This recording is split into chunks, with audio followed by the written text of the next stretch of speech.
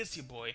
I'm everyone's boy, TheTkMoss. Today, I will be reviewing the 2018 Survivor Series pay-per-view, in which this pay-per-view had a couple superb matches, and the rest were okay. So let's just get right into it.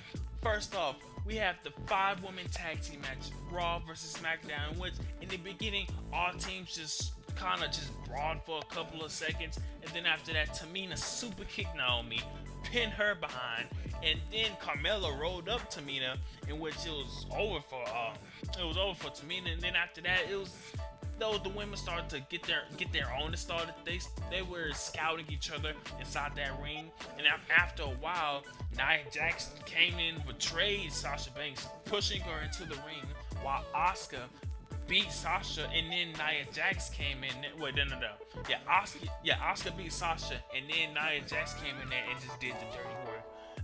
First off, the first match it was okay. It was nothing crazy, but the women went out there and handled their business. They went out there and they was like, yo, we want to win this. Team Raw came out and won. That's how you start. That's how you start a match. That's how you start a match and win a match for your team. So congratulations for Raw in that first match. Second, we had Seth Rollins versus Shinsuke Nakamura, in which to me personally, this match seemed a little bit boring. But in the beginning, Shinsuke Nakamura, he was playing mind games with Seth Rollins. He was out there just playing with his mind. He was doing those weird mannerisms. He was outside the ring. Seth Rollins from looking at him, he didn't seem like he knew what to do. So he just stayed calm. He stayed calm, and then when Shinsuke Nakamura let up, he striked. As you can see here, in the beginning, he was getting the best of Seth Rollins. He was getting the best of the brother. There's no ends but about it. He was out there doing what he's doing. Shinsuke Nakamura is the United States champion. He is an elite wrestler, one of the best in the game today. But after that, Seth Rollins had a heck of a comeback. You guys all know how Seth Rollins can get. Once he get fired, he's one of the best in the WWE. Hate him or love him or like him, when he catches fire, he gets it done. He gets it done, and surprisingly, I thought Dean Ambrose was gonna come out or something, but probably Dean Ambrose was not in the building, because if he was there, I think he would have came in and whooped on that boy Seth Rollins. This is my personal opinion, but Seth Rollins had made a heck of a comeback. When Shinsuke Nakamura was about to do a special, I think he hit him. He hit Seth Rollins, and then he was about to hit him for the second time. Seth countered, and then curb stomped his behind. But all in all, like I said before, this match wasn't my favorite, but I mean, they went out there and did their thing. Next, we got AOP versus Cesaro and Sheamus. This match right here, AOP, they came out here and they showed why these guys are the future of WWE. These guys are just so raw, powerful. It's been a while since I've seen Sheamus and Cesaro just dominated by sheer power. AOP is so powerful. These guys are so raw. They're not the best technical. They're not the savvy wrestler. They're just strength, meat and potatoes, Alabama style type boys. And that's what you saw in this match. Just overpowering these guys, brute strength, dominating Cesaro, and then probably one of my favorite things on this thing on card that happened tonight. Drake Maverick, he peed on himself. Like, man, I'm telling you, man, that was hilarious. Big Show, he was choking him, and I'm guessing Drake Maverick got so scared he peed on himself. I'm like, come on, man, you can't do that. I know Big Show's 7 foot tall, he's a monster, but you can't pee on yourself, man. You can't do it. But by him peeing on himself, he caused a distraction, and then one of the AOP boys, actually both of them did a special on Sheamus. They did their special, but that was pretty cool. I like AOP's special. That, like I said before, that was hilarious. Maverick guy peeing on himself, that was funny. But that's a big win for AOP. Another big win for Raw. Right now it's 3-0. Heck of a win. Next, we got the traditional 5-man tag team match, Raw versus SmackDown, and in which this match, the best of the best from Raw. Personally, you got Drew, you got Braun, you got Bobby. You had some big time brothers on this team who could do some damage, and they did because they won. But first off, McIntyre. First, Samoa Joe looked nice. Samoa Joe was trying to get the coquina clutch on that boy, McIntyre. But McIntyre being 6'7", strong as an ox, he kicks Joe right square in the face. One, two, three. Get that boy Samoa Joe out of here. And then Shane went in that ring, he looked fresh. That's one thing about Shane McMahon. He always looking fresh. He's always light on his feet. That comes from jump roping a lot.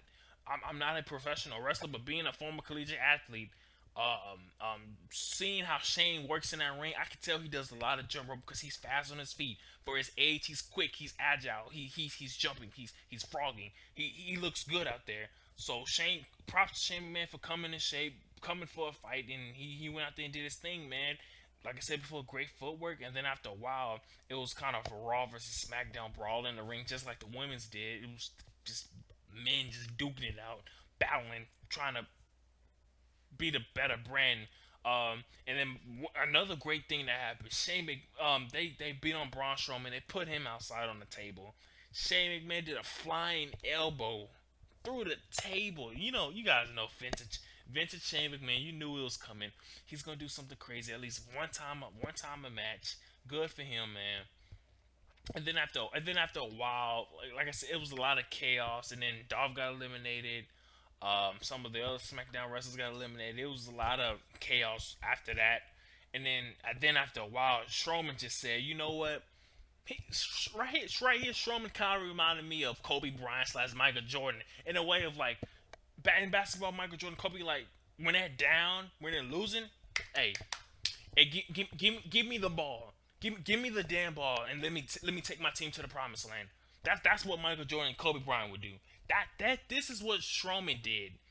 He stayed in that ring. He was like, you know what? No, you guys, Drew McIntyre, Bobby Lashley. No, you two stay on the apron. I'm gonna take care of this. We ain't losing. I'm gonna handle my business." And that's what happened. This brother pinned Rey Mysterio. He pinned The Miz. He pinned Shane McMahon. He pinned 3 people in a row. He pinned 3 people. He dominated SmackDown. That's that big dog alpha mentality of Braun Strowman. Move out my way. Let me handle my business. And that's what he did. Next, and then after the match, Corbin, he hit him on back of his head, but that was after the match. And next, personally, my favorite match of the night, Charlotte versus Ronda Rousey. Oh my God, this match right here, jeez Louise, talk about getting physical. Charlotte was not backing down. Charlotte came into this match like, yo, hold on right quick. I'm that woman. I don't care what you done in the UFC, WWE. In this ring, I'm the woman. I'm the best woman in the world. I'm the best wrestler woman in the world. And Charlotte came out here with that mentality, and she came out here cooking on that girl Ronda Rousey. Like I said before, she wasn't backing down. She came in there looking for a fight. I'm not in here to wrestle. I'm in here to take Ronda Rousey down. Whatever it takes, I'm gonna do it. And that's what it looked like. But and then you could like Charlotte was just so. This is the most I've ever seen her physically. Like just wanna just go out there and duke it out. With the match with Becky Lynch at the last man standing, she was in there, but it was more of a wrestling match. Right here, Charlotte was like, we're throwing hands. I'm trying to take you out. That's what Charlotte looked like to me. But man, like, and then Ronda Rousey was bleeding her face. Charlotte gave her a good old elbow to the chin, seen some blood. Stay down. That's what I'm talking about, Charlotte. And then they went outside the ring. They did some things. Ronda, she was trying her best to get those arm bars in, man. Like Ronda looked good. She was trying to get through these multiple arm bars, these martial arts and moves. But every time she would do it, most of the time Charlotte would have a counter. That's what you call watching film. Charlotte goes out here. That's why she's one of the best in the world. She watches film, and if you watch this match, it shows it because she was countering Ronda Rousey. She was countering tons of Ronda Rousey arm bars, and that comes from watching film, watching some UFC, watching some WWE. She came prepared. You gotta give her that, no matter if you like her or not. And then Charlotte got DQ. I don't know why. I don't know why she used the kendo stick. I guess, like I said before, I'm thinking Charlotte wanted to just hurt on Ronda Rousey, but she was kendo stick Jones out there. Charlotte not playing around, whooping on that girl Ronda Rousey, and I'm glad she did. And then after that, she came in with a chair. She snapped her neck. It looked like with that chair, man. Hitting on Ronda Rousey, destroyed her. Charlotte went crazy. I've never seen Charlotte so aggressive in my life. That was crazy. And Ronda, she might be in the hospital as we speak right now. Hopefully WWE.com will give us an update. But until then, Charlotte is that woman. Becky Lynch is right here. Charlotte's right here. Those women, they want it, man. But let's get to the main event of the night: Brock Lesnar versus Daniel Bryan. Man, this match right here, like looking at it, I'm like, okay, yeah, Brock is gonna beat him within 8 minutes, F5s and all that. Too powerful, too big, too strong. In the beginning, it looked like that. In the beginning, Daniel Bryan was mocking Brock Lesnar. I think he was trying to play some type of mind game with him. And then after a while, Lesnar caught him, and after that, it was just suplexes and belly to bellies, man. Brock Lesnar wasn't having that with that boy Daniel Bryan. He was not having it. He was not having it. And then out of some type of luck or whatever you believe in, when Brock was about to end it, he was about to do an F5. Somehow he hit the referee. Bryan landed on his feet, and Bryan did a low bro on that boy. He did a low bro, and I was like, whoa. That's when the momentum started to change. It started to change. I was like, yep, Daniel Bryan is about to try to make a comeback.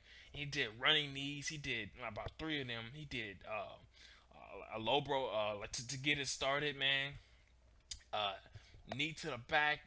This man, Daniel Bryan, came out here fighting. On the outside, he hit Brock Lesnar head against the steel post. But after Brock Lesnar caught him that one time, it was over. He caught him and rammed him right into that steel post. And then after that, Brock just did a couple of more F5s and elbows to that boy. And after that, it was all over.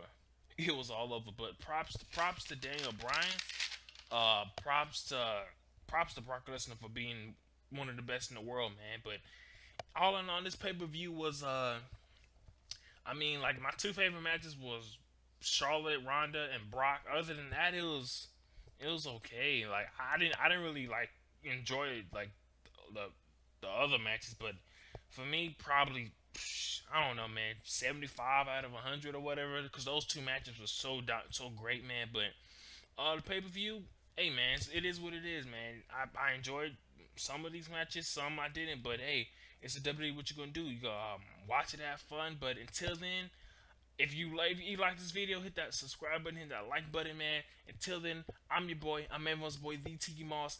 Peace out.